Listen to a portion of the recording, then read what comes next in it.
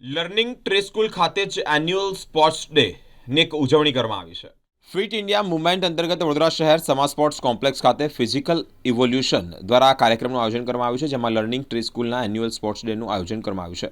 110 જેટલા બાળકોએ ભાગ લીધો છે. વિદ્યાર્થીઓને છેલ્લા 2 વર્ષથી જ ફિઝિકલ ઇવોલ્યુશનના ધવલ પરમાર અને તેમના અનુભવી કોચ દ્વારા જે શાળાઓની જે વિદ્યાર્થીઓ છે તેઓ શારીરિક પ્રવૃત્તિથી આગળ વધી રહ્યા છે, સાથે જ વિદ્યાર્થીઓમાં ફિટનેસ અંગે જાગૃતતા આવે તે માટે જ રમત વિભાગ દ્વારા આગામી સમયમાં ફિટ ઇન્ડિયા અંતર્ગત રમતગમતના કાર્યક્રમ કરવામાં આવ્યો છે. લર્નિંગ ટ્રી સ્કૂલ ખાતે શિક્ષકોમાં 2 થી 6 વર્ષના જે બાળકો છે, શિક્ષકો દ્વારા જ આ બાળકો રમતમાં ભાગ લે તેવી એક અપીલ પણ કરવામાં આવી છે. સાથે રમતમાં આગળ વધે તેવા એક હેતુસર આ કાર્યક્રમનું આયોજન કરવામાં આવ્યું છે.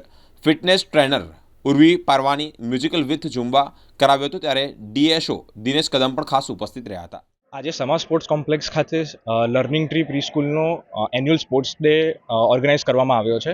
અમારી ટીમ અને અમારી કંપની ફિઝિકલ ઇવોલ્યુશને આ સ્પોર્ટ્સ ડે કન્ડક્ટ કર્યો છે. એમના પ્રિન્સિપલ શ્રી જેમિની મેડમે અમને આ સાથ સહકાર આપ્યો, આ ઓપોર્ચ્યુનિટી આપી આ ઇવેન્ટ કરવા માટે.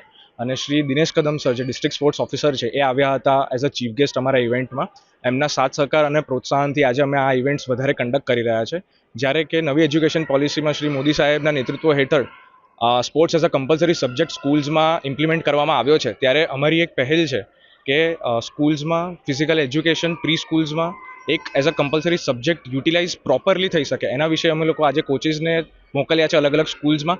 અને આવનાર સમયમાં ફિઝિકલ એજ્યુકેશન એક બહુ મોટી ભૂમિકા નિભાવશે છોકરાના ડેવલપમેન્ટમાં. એ જ નેતૃત્વ અમે લોકો શ્રી મોદી સાહેબના લઈને આગળ વધી રહ્યા છે. એમનો જે મેસેજ છે ફિટ ઇન્ડિયા, એને અમે આગળ વધારી રહ્યા છે.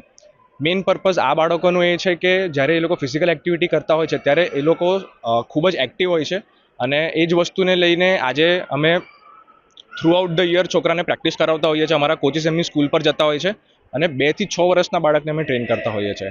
આજે 110 છોકરાઓ આ પ્રી સ્કૂલના ઇવેન્ટમાં આવ્યા છે, એમના પેરેન્ટ્સનો સાથ સહકાર આપ્યો છે, જે બદલ આજની તારીખમાં સ્પોર્ટ્સનું અવેરનેસ થઈ રહ્યું છે. અને ઓવરઓલ જતાં અમારો મેઇન એમ એ જ છે કે ઇન્ડિયાના બધા જ લોકો ફિઝિકલ એક્ટિવિટીને એમની પોતાની હેબિટ લઈને ચાલે, જેનાથી લઈને આગળ જતાં એક આપણું સ્વસ્થ ફ્યુચર બને ભારત વર્ષમાં, અને આપણે પોતે પણ ફિઝિકલી ફિટ થઈએ.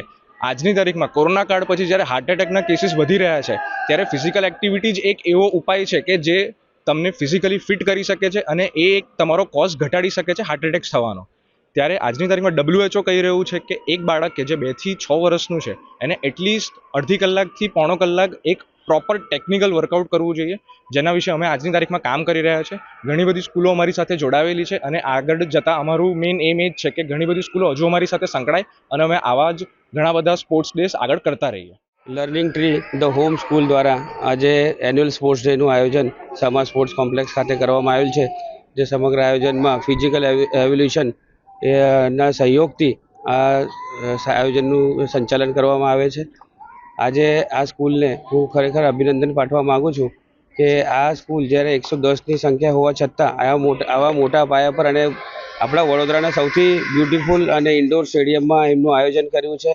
અને આ જે નાના ભૂલકાઓને રમતગમત ક્ષેત્રે અવગત કરવા અને પ્રોત્સાહન પાડવા માટે હું આ લર્નિંગ ટ્રી સ્કૂલને અભિનંદન પાઠવું છું. અને આવી જ રીતે આગળ સારા આયોજન કરતા રહે અને બાળકોના હોલિસ્ટિક ડેવલપમેન્ટ માટે કામ કરતા રહે એવી આશા સાથે હું એમને શુભેચ્છા પાઠવું છું.